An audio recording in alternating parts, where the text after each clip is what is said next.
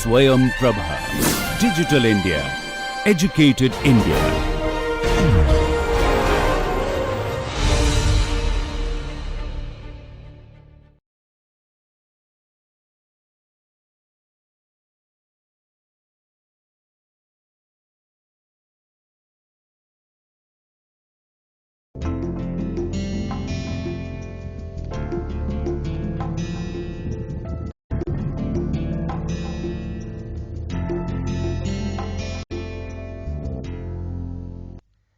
Today we start discussion on a new type of higher pair mechanism which are very commonly used, and I am sure all of you must have seen this mechanism, which are called gears.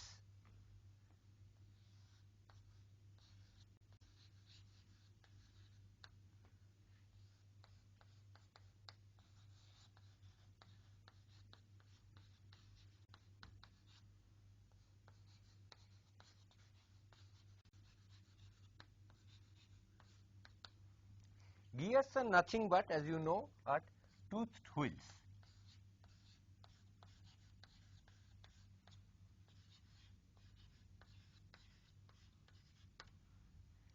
These are used all over the machines to transmit constant angular velocity ratio between two shafts. Let me emphasize, for transmission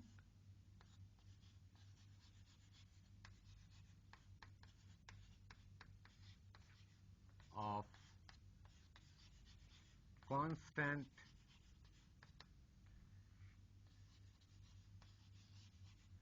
angular velocity ratio between two shafts.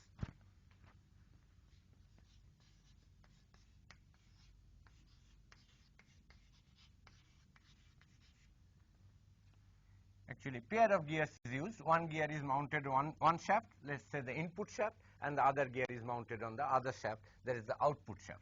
So, pair of gears are used to transmit a constant angular velocity ratio between two shafts. I want to emphasize this constant angular velocity ratio. This is very different from constant RPM ratio. RPM is not angular velocity, that is the average angular velocity or average angular speed. But gears are used such that at every instant the instantaneous angular velocity of the two shafts maintain a constant ratio. That is why we used gears. These two shafts can be parallel between two parallel shafts or intersecting shafts. That means the shaft axis might be intersecting at a point or even skewed. They are neither parallel nor intersecting.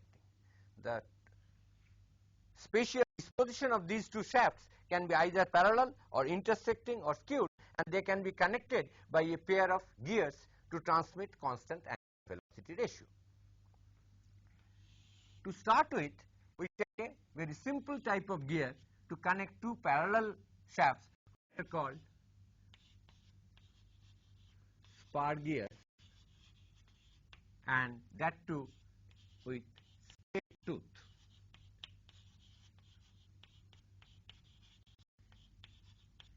That means the tooth on these wheels are parallel to the axis of the shaft, which are these wheels are cylindrical and the teeth are cut on the surface of the cylinder, and these teeth run parallel to the axis of the cylinder.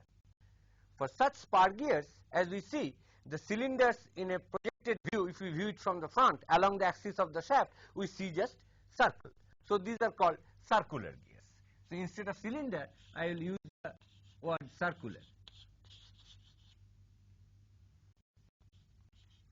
To start with, let me define all the terms which are used for this description of gears, gear geometry and gears transmission. So, we start with nomenclature of gears, by which I will define all the relevant terms with reference to circular, straight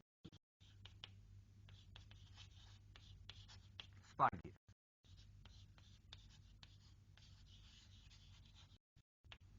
So now onwards, we may not emphasize that we are talking of all the time circular state to spur gears, that will be assumed. Later on, we will talk different types of gears which are not circular state to spur gears. Let me now show you with a figure how these a pair of two gears which are circular state to spur gears transmit motion from one shaft to another, maintaining a constant angular velocity ratio. This figure shows a pair of spur gears. As you see, the teeth on these gears are parallel to the axis of these shafts. These are the teeth, these are gear blanks. On the surface of this gear blank, the teeth are machined. And this is one shaft on which this gear is mounted. This is another shaft where another gear is mounted. You see, this is called external gearing.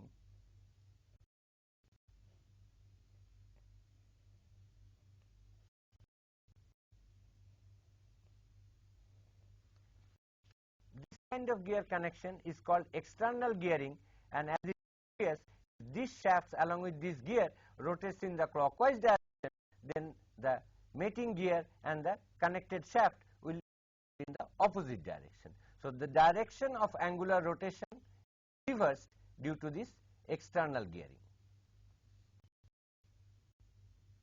Similar gears can also be used in external fashion such that one gear drives the other in the same direction, maintaining the constant angular velocity ratio. This is the tooth of the gear and the blank or body of the gear. This figure shows a pair of internal gearing. There are two shafts. There is a bearing between the frame of the machine and the shaft containing this gear 1. There is a revolute pair here.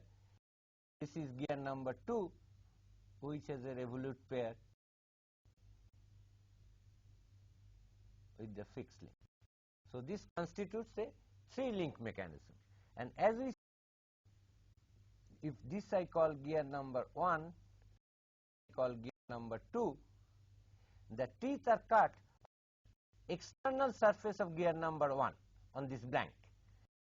Gear number 2, the teeth are cut or machined on the internal surface of gear number 2, and this teeth of gear number 1 gets into engagement with the teeth in this case of teeth of gear number 2.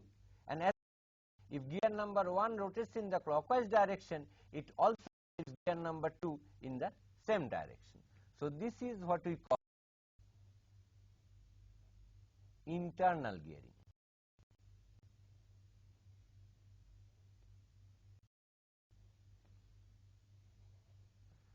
So we have external gears and a pair of internal circular gears. Now let me define different terms to circular straight to spur gears. This figure again shows a pair of external gearing connecting parallel shafts, one at O1 and the other at O2. The smaller of these two gears, that is here number 1, the smaller gear is called pinion.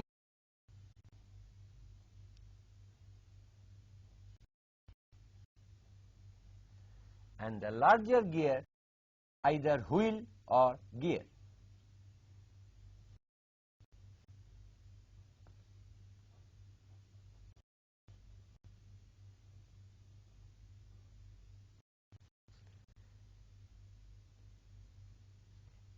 Now let us observe these two circles which are drawn on gear number 1 and gear number 2 touching each other, and the centers of these gears are at O1 and O2 respectively.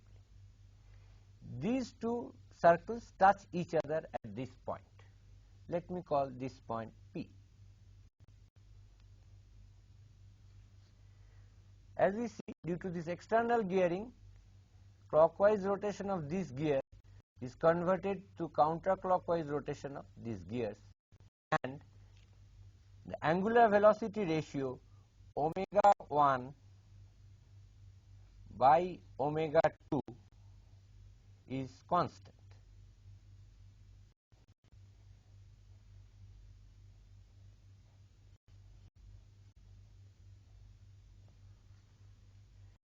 Exactly the equivalent transmission is also possible by mounting two friction discs, one disc of this radius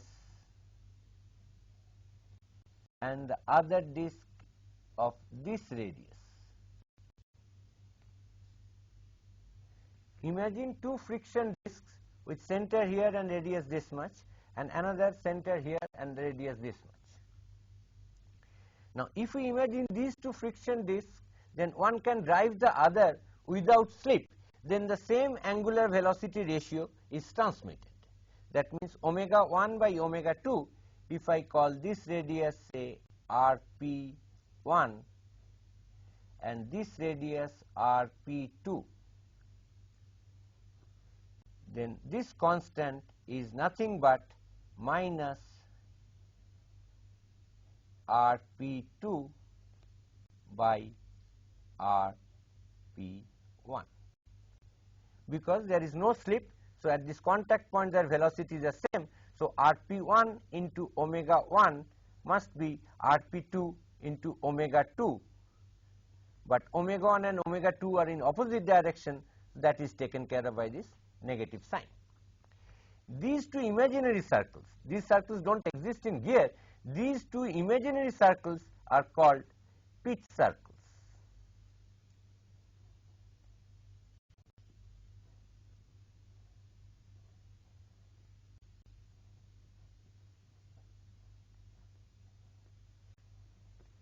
And as we will see, most of the gear tooth geometry will be referred to these imaginary pitch circles. Now, let us imagine that this rp2 is made larger and larger, and ultimately rp2 tends to infinity. If rp2 tends to infinity, then this pitch circle is converted to a straight line, and such a gear whose pitch circle radius is infinite is called a rack.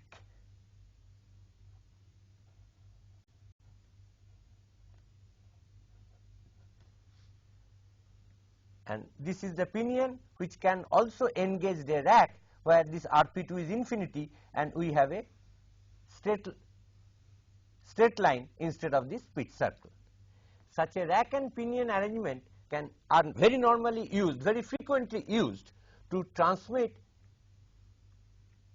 constant speed from circular speed to linear speed or linear speed to circular speed. That means a rack and pinion is very often used for conversion of uniform angular motion to uniform rectilinear motion, or the other way around. If I drive the pinion, then the rack will have uniform linear motion, and if I drive the rack, then the pinion will have constant angular motion. So, for conversion of uniform rotary to linear or linear to rotary motion can be achieved by using a rack and pinion arrangement.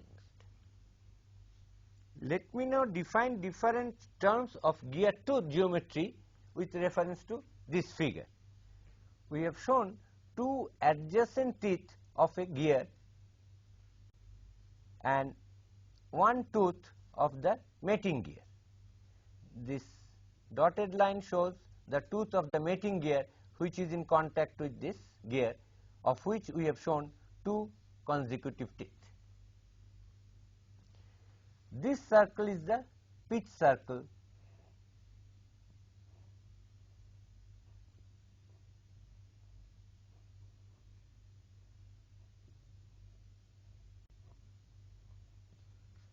this circle refers to the pitch circle of this gear.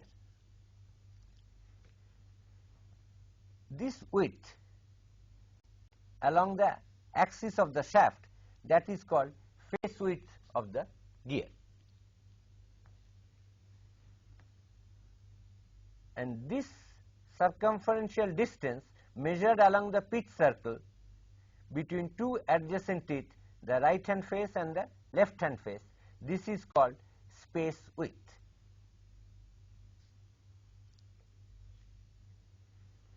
This surface where the contact takes place, as it is taking place here, this surface where the contact takes place, that is called the face of the gear.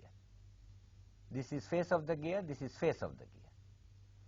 On the face of the gear, the portion above the pitch circle, that is this portion, that is called flank, face, and this is the below this pitch circle, this is called the flank.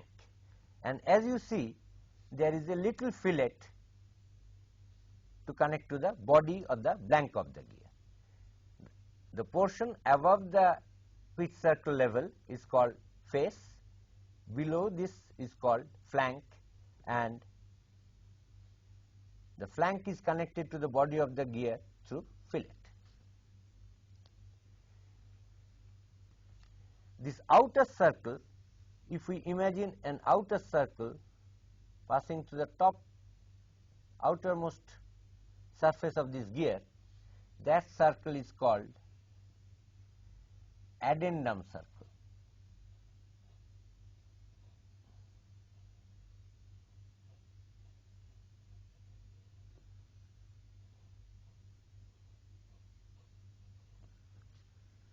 Similarly, this bottom circle, which belongs to the body of the gear where the teeth ends, this is called the dedendum circle.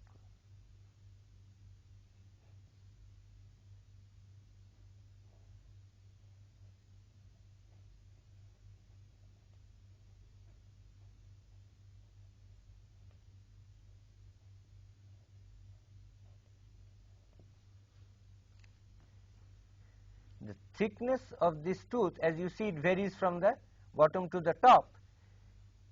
If this thickness is measured along the circumference of the pitch circle, that is called circular thickness at the pitch circle. The circular thickness keeps on varying. It is maximum here and here it is minimum. As you see, we must prevent the rubbing of this top surface of the mating gear with the bottom surface of this gear. So, if this is the addendum circle of the top gear, this is the top surface from the center of that gear. If we draw a circle, that will be the addendum circle of the mating gear, and it is this distance, if measured along the radius of this circle, that is called clearance. The radial clearance between the addendum of the mating circle and the dedendum of the other gear, addendum of the one gear with the dedendum of the mating gear, this radial clearance is called clearance. And if we measure the radial distance between this addendum circle of gear 1 with the addendum circle of the mating gear, that is this distance, this circle refers to the top surface of this tooth, this circle refers to the top surface of this tooth, the mating tooth, and the radial distance between them is called working depth. If we measure the distance along the identical points of two adjacent teeth of the same gear and measured along the pitch circle, that is from here to there. This is one point on this tooth. I go to the identical point of the next tooth, that is here. Then this distance measured along the pitch circle is called circular pitch. If I call it P, this distance measured along the pitch circle. Then PP is called circular pitch.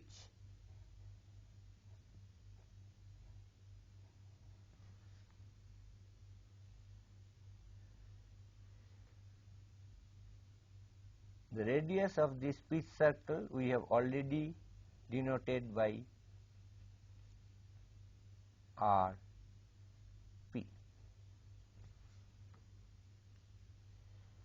We also define something called diametral pitch.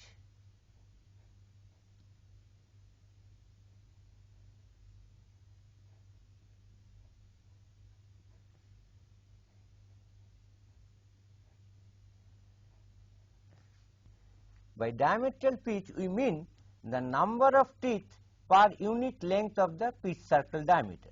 If the number of teeth is n, then n by 2 rp, that is number of teeth by the pitch circle diameter. 2 rp is dp, the pitch circle diameter. This is called diametral pitch. And what is this circular pitch? It is easy to see. This total perimeter of this pitch circle will be 2 pi rp.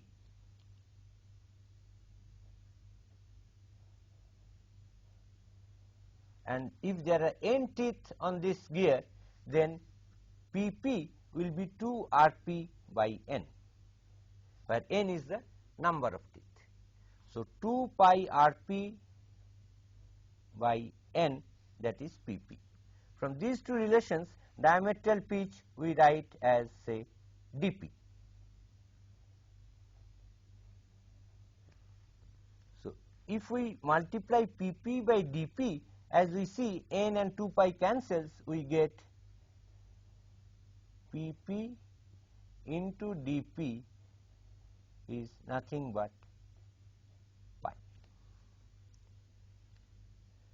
The inverse of the diametral pitch, which is more commonly used these days rather than the diametral pitch, is called module. Module of the gear tooth. And all mating tooth have the same module.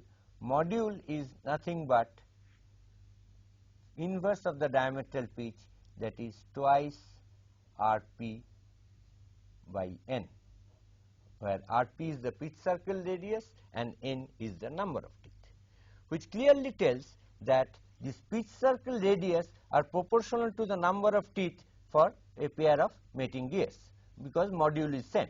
That means rp1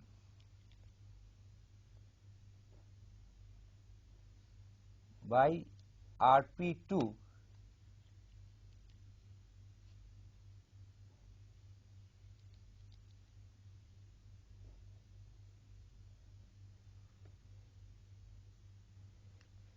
is rp by n is constant, so n1 n1 by n2. rp1 by rp2 is n1 by n2. We have already seen the angular velocity ratio omega 1 by omega 2 was minus rp2 by rp1, which means minus n2 by n1 for a pair of external gears. So the angular velocity ratio is inversely proportional to the number of teeth in the gear, with a negative sign for external gearing and with a positive sign for internal gearing. We have given so far various definitions which define the tooth geometry of circular gear, like pitch circle radius, then circular pitch, then diametral pitch, then module. We have also defined addendum circle, and the difference between the radius of the addendum circle and the pitch circle is called addendum. We indicate it by the symbol A. A is called addendum.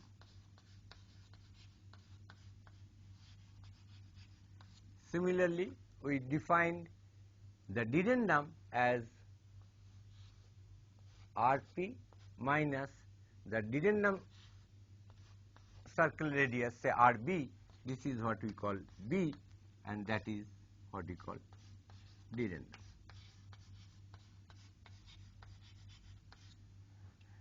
This A and B, everything is finally standardized because gears are used universally.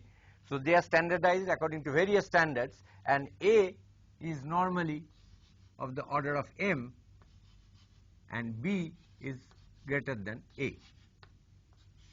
Typical values of the standards we will discuss much later. What you should know, that to have that clearance, B should be greater than A, and A is of the order of module.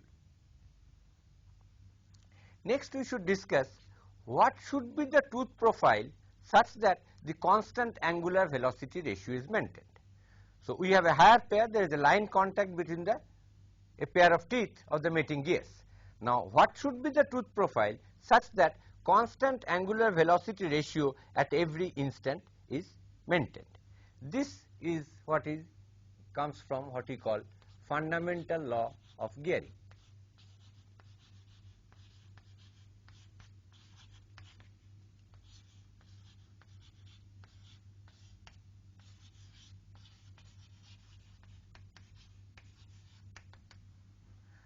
To discuss the fundamental law of gearing, let us say one gear has this revolute pair with fixed link here, and the other gear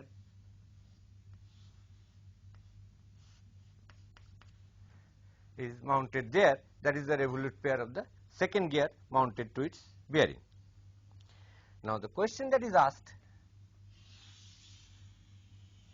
suppose this is one gear, a rigid body, and this is another gear.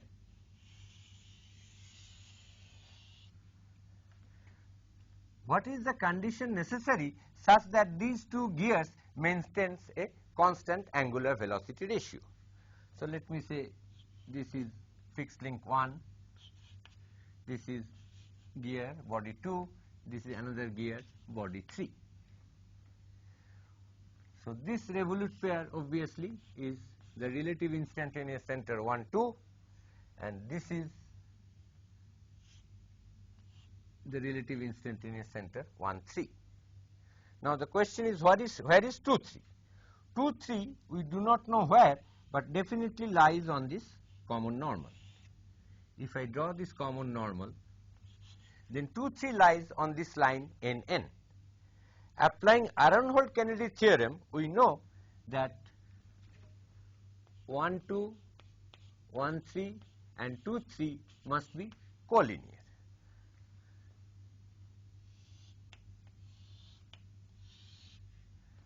So if we draw the line 1, 2,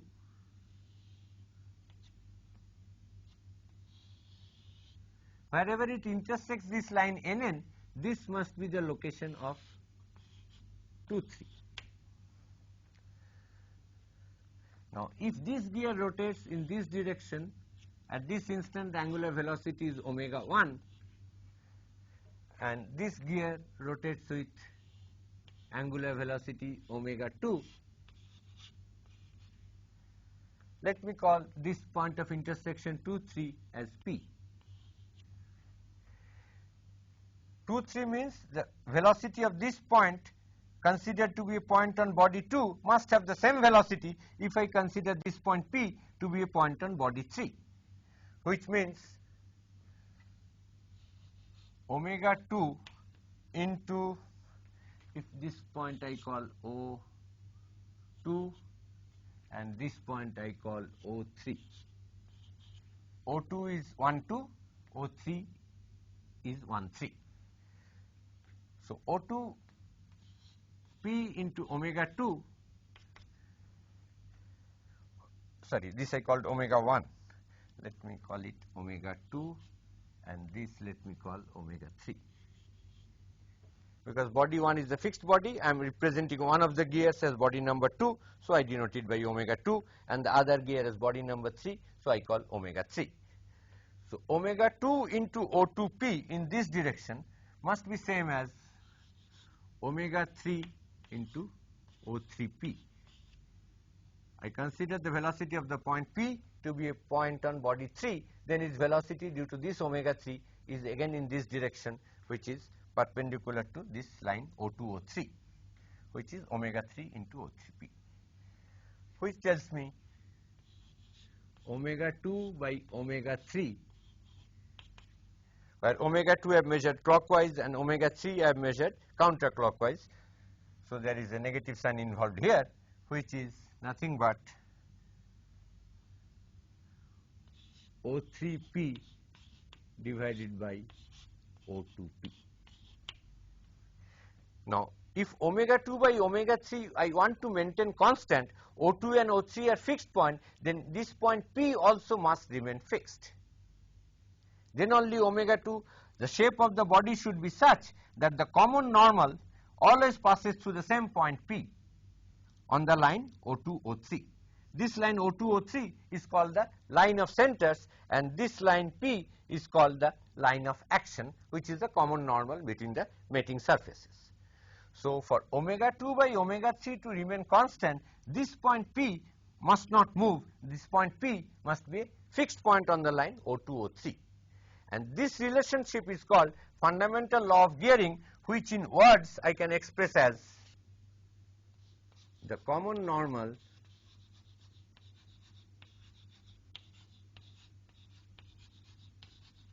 which we call line of action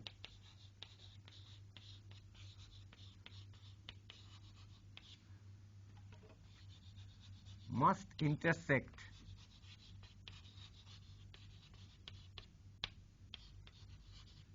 the line of centers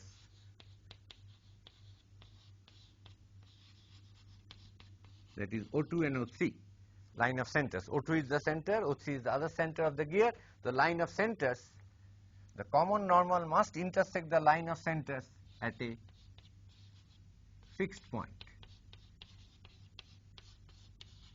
Then only the constant angular velocity ratio is maintained, and this is known as fundamental law of gearing. This fixed point, as you will see, will be called pitch point. Next we shall discuss there are various profiles which are possible to maintain this fundamental law of gearing and maintain this constant angular velocity ratio. But as we know, most commonly it is the involute profile which is used for the gear tooth. Now let me see what is an involute.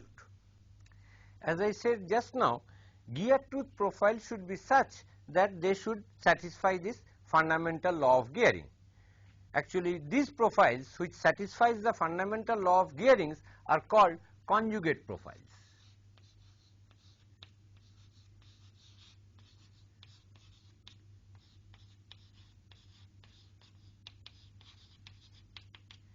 In fact, if one profile is given, whatever the arbitrary, so long as it is continuous, we can always find another profile which is conjugate to the given profile, such that the fundamental law of gearing is satisfied. But that is not what is used in practice. In practice, we use what is known as involute profile.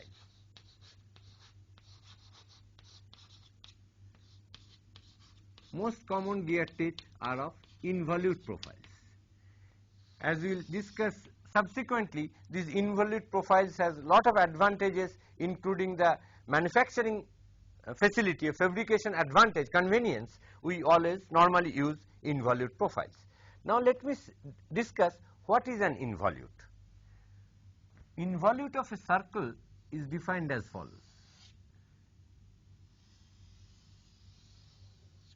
Let us talk of a circular cylinder, say of radius r, and think of a string which is wound around this cylinder, a string or tape which is wound around this cylinder. This is the end of the tape. And now if I unwound this tape from this cylinder, keeping this tape or the string always taut,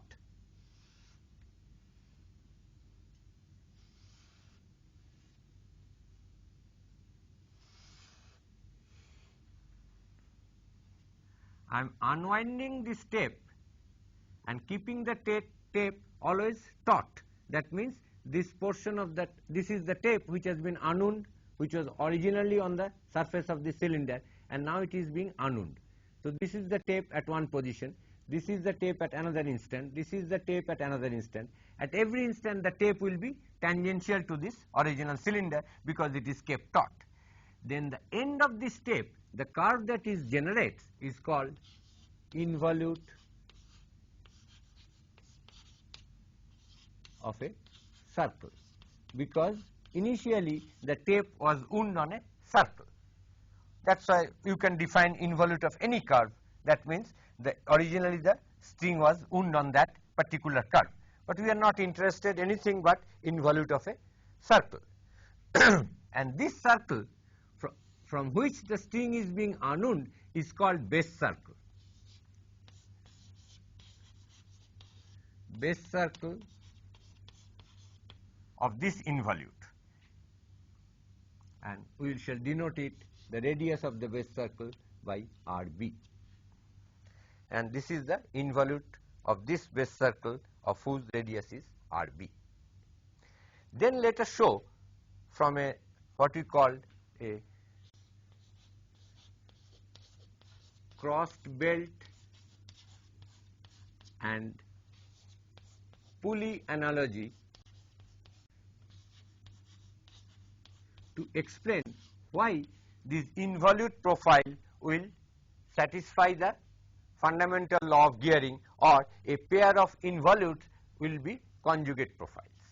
That we shall discuss from what we call a cross belt and pulley analogy. As I said just now, let me now explain how a pair of involute tooth profiles can maintain conjugate action, that is, they can transmit constant angular velocity ratio satisfying the fundamental law of gearing. This we shall do by an analogy with a pulley and cross belt drive. Let us say this is one pulley, pulley number 1, which can rotate about the point O1. Similarly, this is again another pulley, which is pulley number 2, which can rotate about this axis at O2. This common tangent between these two circles representing a pair of pulleys represents the belt, one side of the cross belt. You can imagine another common tangent on this side, which will complete the cross belt. So, this is a cross belt overlapping this pair of pulleys. Suppose the pulley number 1 rotates in the clockwise direction with angular speed omega 1. If we assume there is no slip between the belt and this pair of pulleys, then the speed of any point of the belt is given by R1 omega 1 in this direction, where R1 is the radius of this pulley number 1, that is, this is R1. Because there is no slip between the pulley and the belt, the angular velocity of this pulley omega 2 will be such that the speed of the belt is also equal to R2 omega 2, where R2 is the radius of this pulley. So, this cross belt and a pair of pulleys transmit constant angular velocity ratio between these two bodies, namely 1 and 2, where omega 1 by omega 2, if we take care of the sign, this is clockwise, this is counterclockwise. So, from this relation we get minus R2 by R1.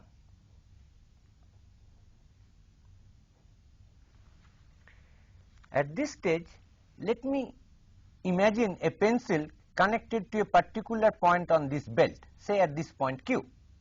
If I attach a pencil here, as this belt moves, this particular pencil will draw this straight line AB. It will start from this point Q was sometime before at A, and as the belt moves, the pencil moves along with the belt and draws this line AB in this piece of paper or in the fixed space. Let us now try to imagine if I attach a body which is integral to pulley 1. This is an extension of pulley 1, that is pulley 1, and this is same rigid body. what is the curve drawn by the same pencil which was attached to this belt on this body, that is here.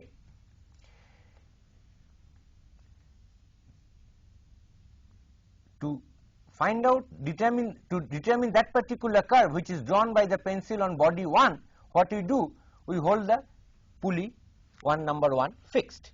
If we do not allow the pulley 1 to rotate, then this string which is unwinding from this pulley unwinds in the counterclockwise direction, because the pulley was rotating in clockwise direction and the belt was straight.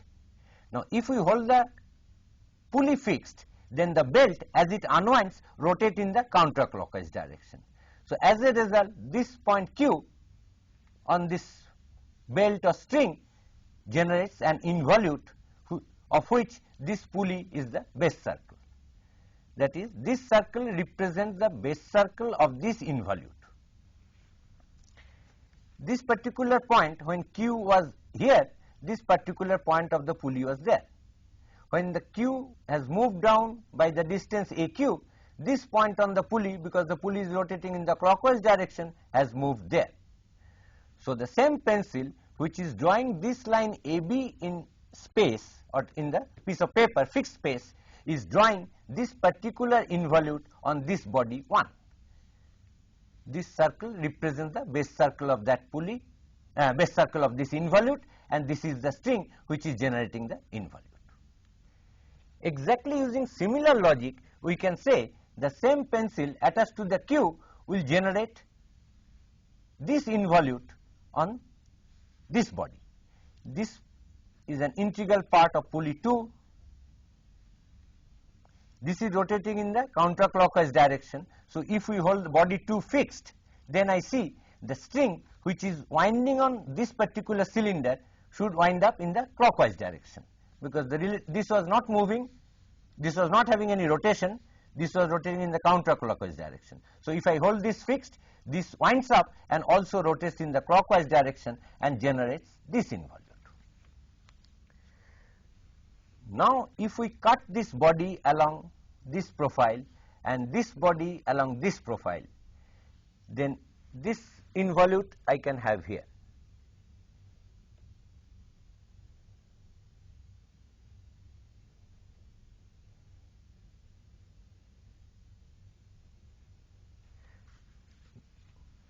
Now, the point of contact between these two involutes is always on this line.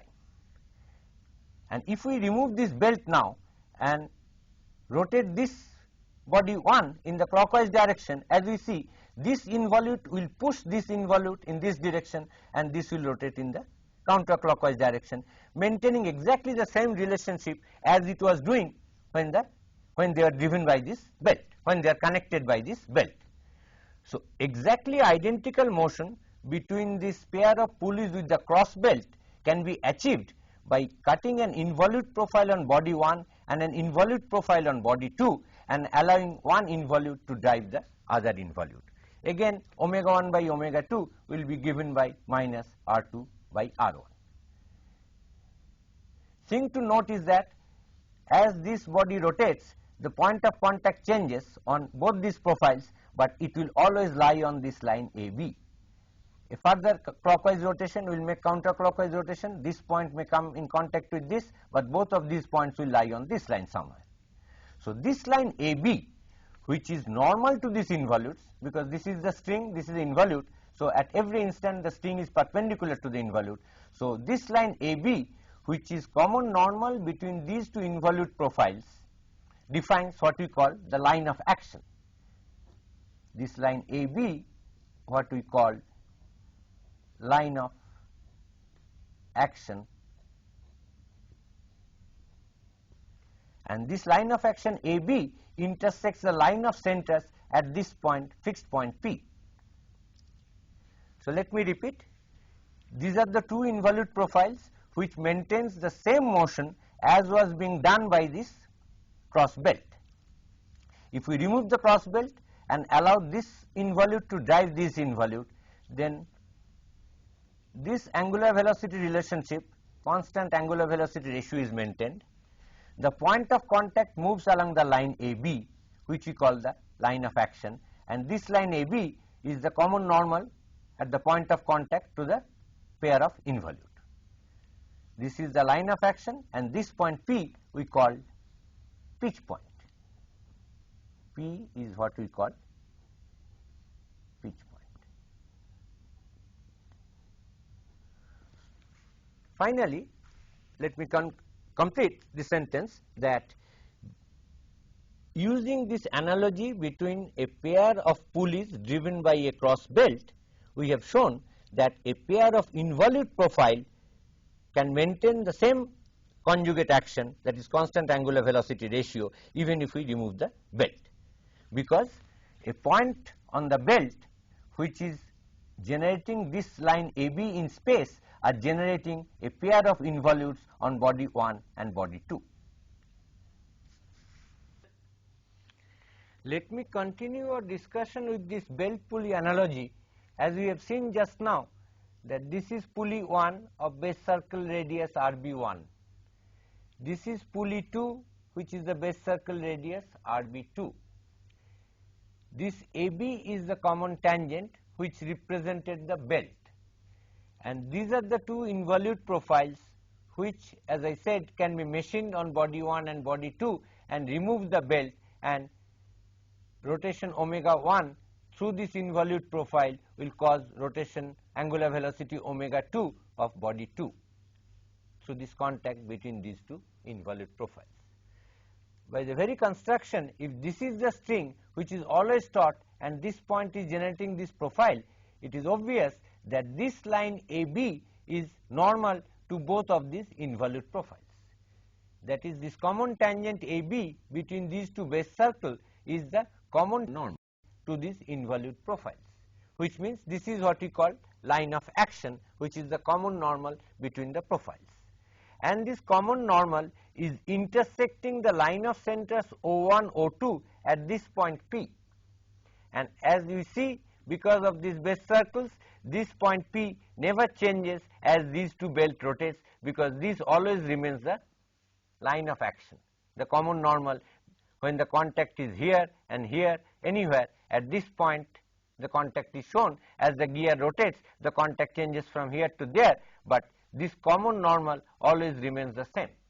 And it is this common normal which intersects the line of centers O1, O2 at this point P, which is fixed point, which is not changing. So this point P we called pitch point.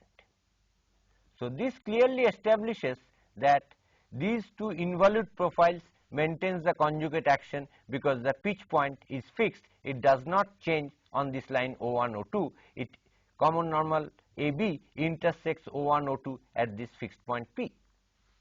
And if I draw these two circles with O2P and O1P as radius, these represents nothing but pitch circles.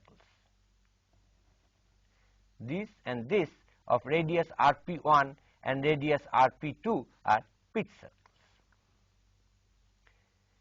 The angle that this common normal AB makes with the common tangent to these two pitch circles, TT, is the common tangent to these two pitch circles of radius RP1 and RP2.